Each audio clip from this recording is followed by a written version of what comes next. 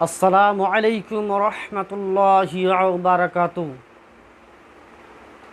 নাহমাদুহু ওয়া নাসাল্লি আলা রাসূলিহিল কারীম আম্মা বা'দ ফাআউযু বিল্লাহি মিনাশ শাইতানির রাজীম বিসমিল্লাহির রহমানির রহিম। ভাইরা বাবাজিরা, আমার একটা উদ্দেশ্য, এই উদ্দেশ্যটা হলো সারা ভারতবর্ষের মুসলমানদের আজকের অবস্থান দেখছেন। আমাদের ইমানের কমজোরির জন্যে আজ আমরা নিজেরাই মার খাচ্ছি।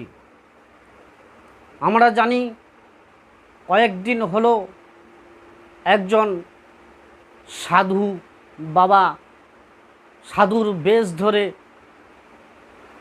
রয়েছেন।